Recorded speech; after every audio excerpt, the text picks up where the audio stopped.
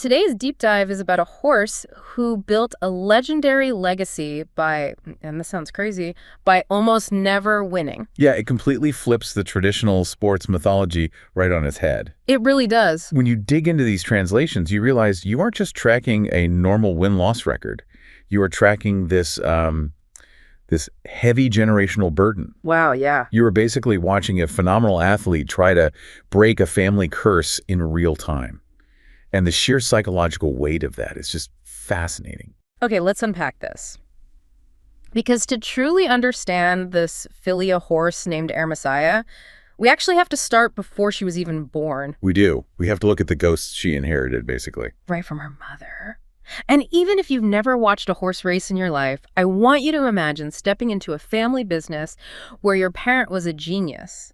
But like a tragic genius who could never quite close the big deals. That is a perfect way to put it. That was Air Messiah's mother, right? A mare named Air Deja Vu. Let's set the baseline for just how elite this family actually is. So Air Messiah was born in 2002.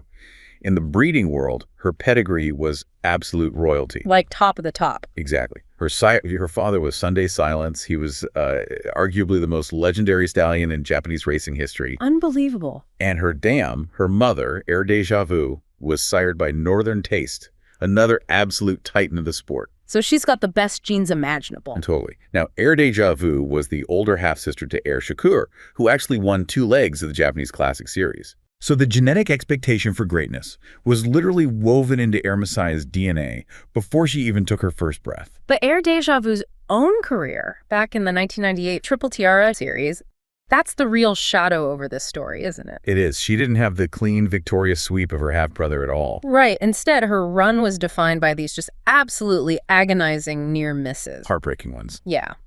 In the Okasho, which is the first jewel of the Triple Tiara, she finished 3rd. Then in the Japanese Oaks, the second jewel, she finished 2nd. Yep. And in the final leg, the Shukasho, she finished 3rd again.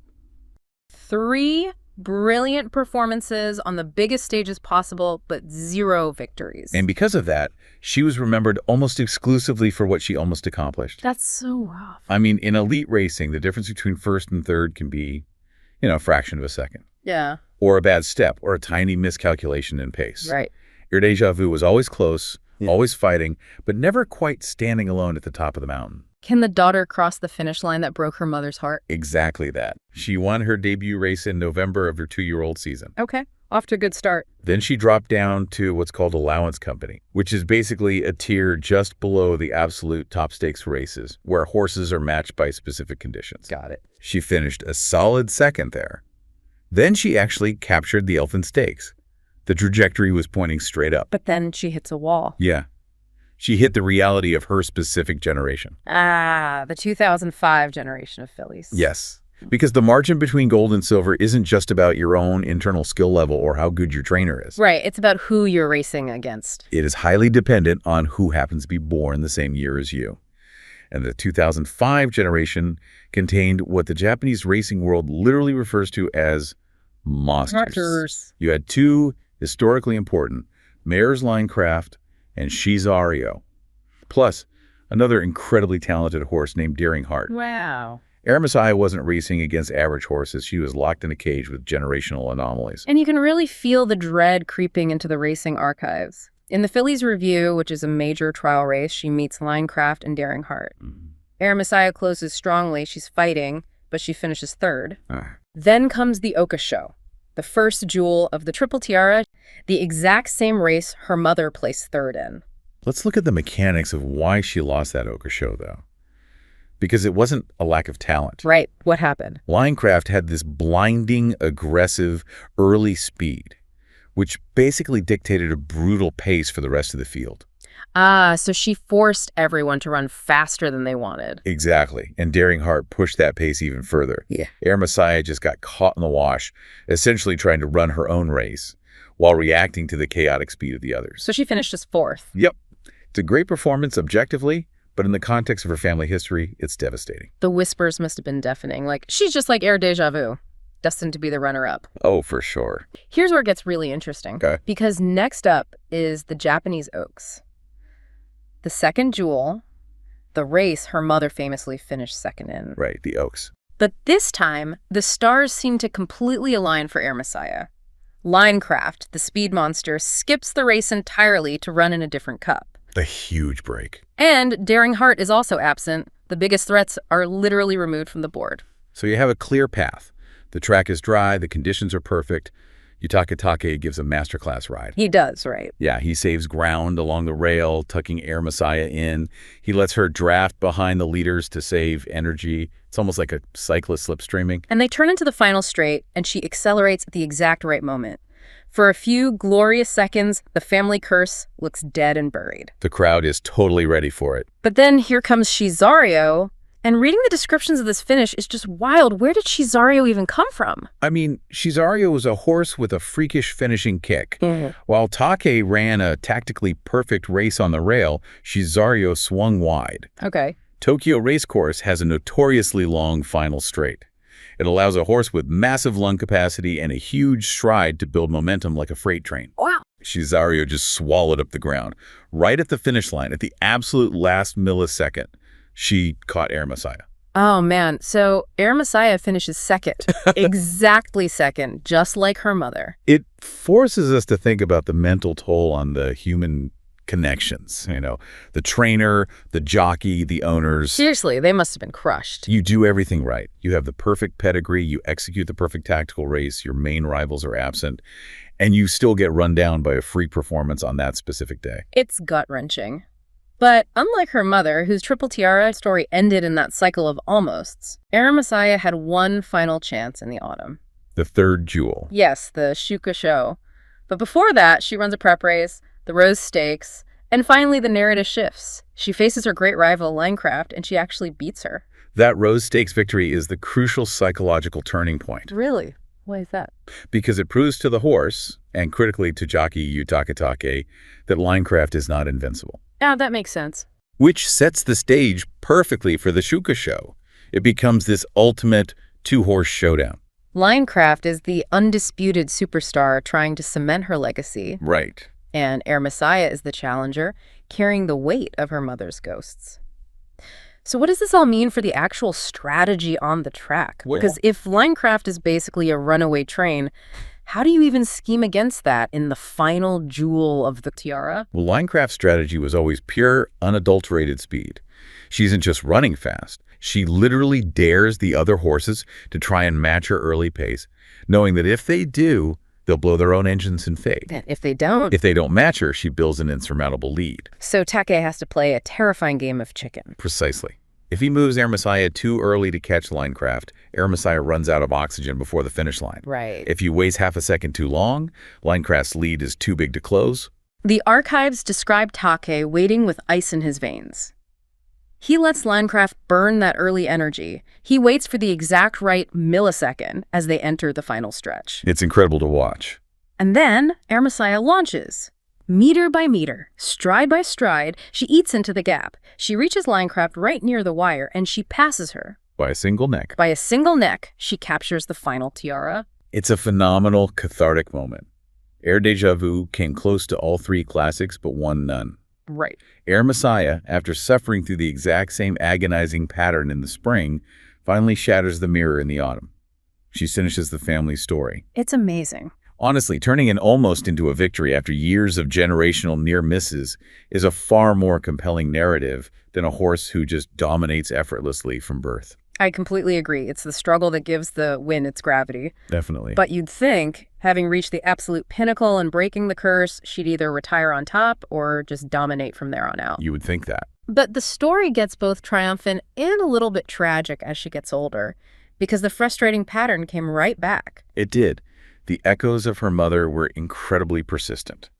Once you win a classic, you start racing against older, more physically developed horses. The competition steps up. Exactly. You step up to the G1 level, the absolute highest tier of international racing. So she challenges older mares in the Queen Elizabeth II Cup. Her late charge comes from too far behind, and she finishes 5th. Right.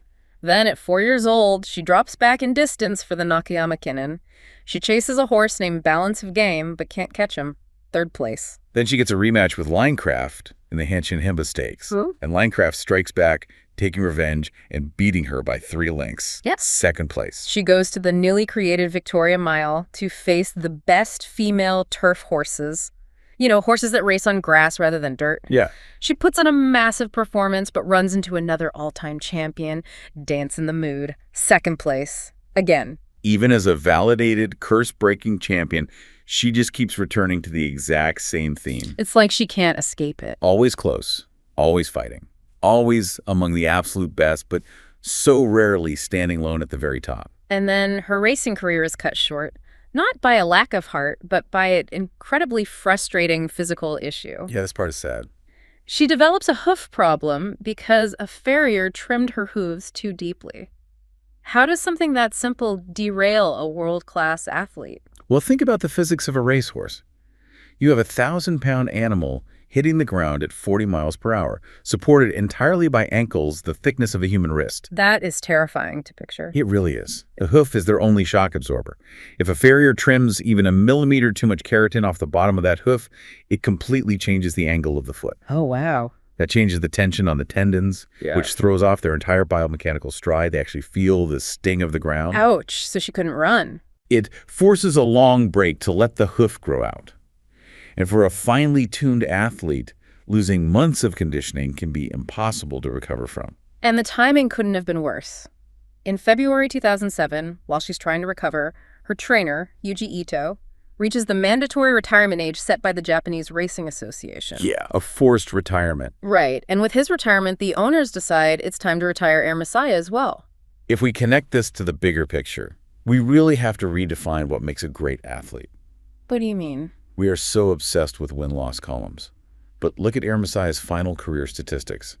12 career starts, 4 wins, 4 seconds, 2/3, 2/4. Wait, so she never finished worse than 5th? Not once in her entire career. Not once. That's insane. From her debut to her forced retirement, against the most monstrous generation of fillies in modern history, she was always there. Always in the mix. Always. That represents a quiet, unrelenting heroism. Taking the hits, facing the monsters, carrying the expectations of her bloodline, and never ever dropping out of the fight. Yeah. That kind of consistency in elite sports is incredibly rare and deeply exhausting. But the wild thing is, the echoes of this bloodline just refuse to fade quietly. No, they didn't. After racing, she becomes a broodmare, a horse dedicated to breeding the next generation at the famous Shaddai farm. Right. Tragically, in 2014, when she was only 12 years old, she died in a paddock accident. For a horse, 12 is barely middle-aged. It's so very young. But out of the only 5 foals she produced in that short time, 2 became top-tier graded winners. Her son, Air Windsor, won the Challenge Cup. Mm-hmm. But her son, born in 2013, Air Spinell, you were looking at his stats earlier, and it actually breaks my brain. It is the most mathematically improbable continuation of a legacy you will ever see. Tell him about it. So Air Spinell goes into the Male Triple Crown Series in 2016. The first leg is the Satsuki Show. He finishes 4th. Just like Air Messiah in her first leg. Exactly. Then comes the second leg, the Japanese Derby, which is the equivalent of the Oaks. He finishes 4th again, just missing the board. Oh my God, it's happening again. Then the final leg, the Kikashift. He fights, he pushes, and he finishes 3rd. That is just wow. He eerily replicates the exact same heartbreaking near-miss placements of his grandmother, Air Deja Vu, and the spring campaign of his mother, Air Messiah. The curse literally jumped a generation. It absolutely did. That is absurd. The statistical odds of 3 generations of elite horses all hitting the exact same wall of 2nd, 3rd, and 4th place in the Triple Crown Series, it's staggering. It defies logic. What happened to him after that? Did he get his Shuka show moment? He didn't get a classic win, no. Oh, man. But he did exactly what his family always does. He switched from turf racing to dirt racing, and he just kept grinding. Just kept going. He raced until he was 9 years old, which is practically a senior citizen in racehorse years, continually showing up in graded stakes races and fighting for a piece of the prize. Wow. It is the ultimate testament to the fighting spirit of that family. They never stop challenging. They always appear on the biggest stages, even if they have to endure the agony of falling just inches short. Exactly. Thank you so much for watching. If you enjoyed this video, please like and subscribe for more.